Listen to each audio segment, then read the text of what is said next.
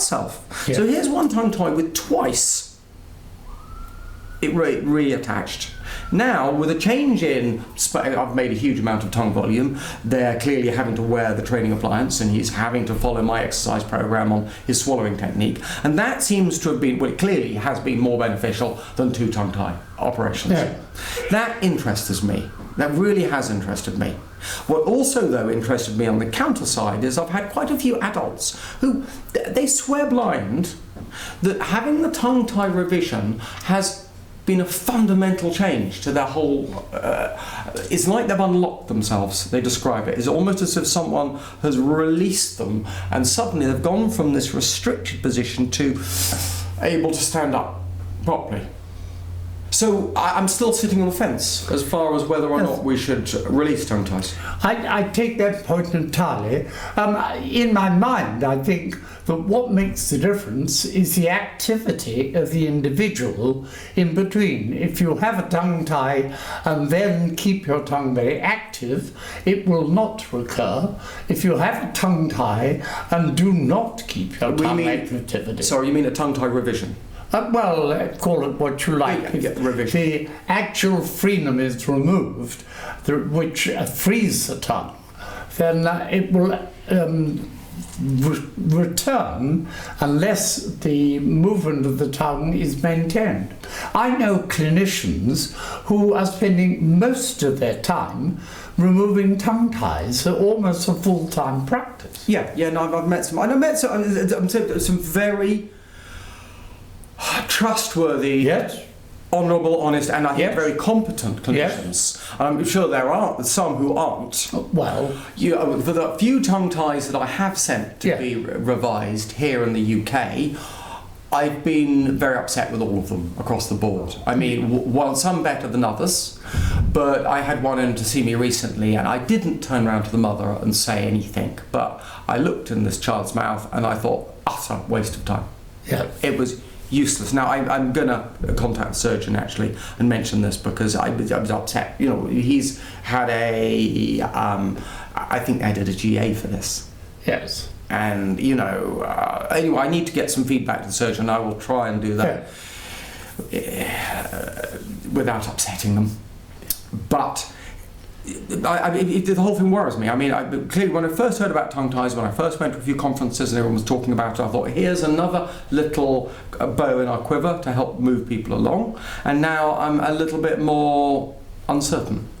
Well, in a sense, I've had the same history, but I started way back in the 60s being told that you should remove tongue ties. So at that time, I was removing them. And were you doing that yourself? Yes, in those days, the clinician did more. And anyway, if you remember, I was a surgeon myself. Yeah.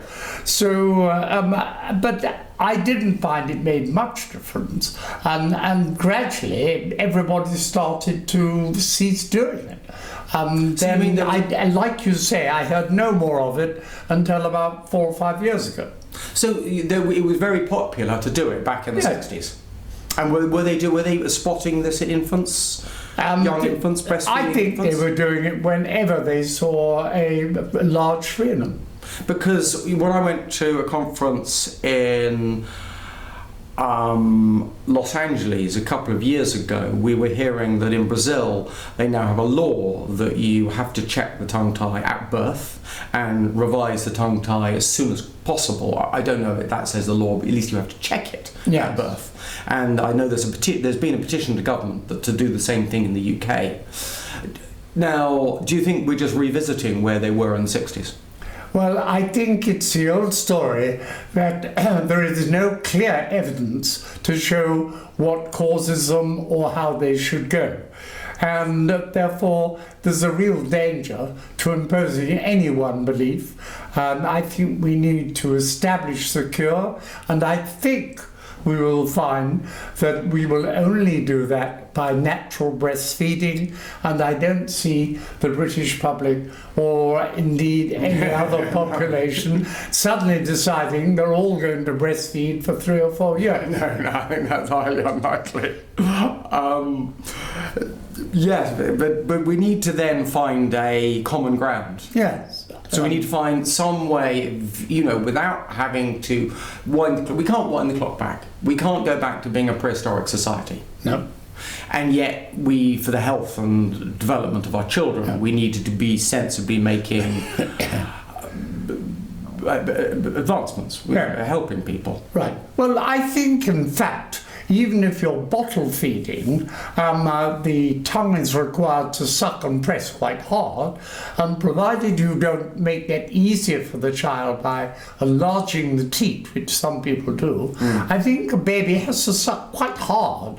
That requires them pushing their tongue firmly up onto the palate, and that will undoubtedly stretch the freedom. And I think that, plus a few exercises, should replace the, one might say, fairly liberal use of minor surgery to free it.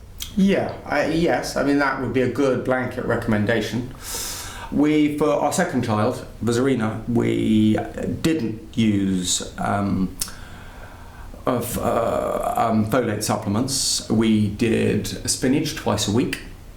Zarina has no tongue tie at all, and it seems to be, well, she doesn't have a tongue tie, whereas Jessica did have a minor tongue tie. Okay, so coming back to you, clearly one of the comments people are making is the fact that we've got there's a relationship between the tongue tie and the upper lip tie. So these two things go together. Now, do you think that would fit with your philosophy of breastfeeding? Do you think there's much movement in the upper lip during breastfeeding?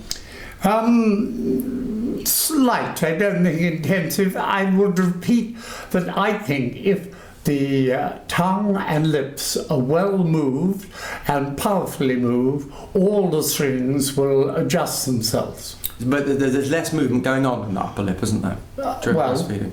There's still contrast and relief. Okay.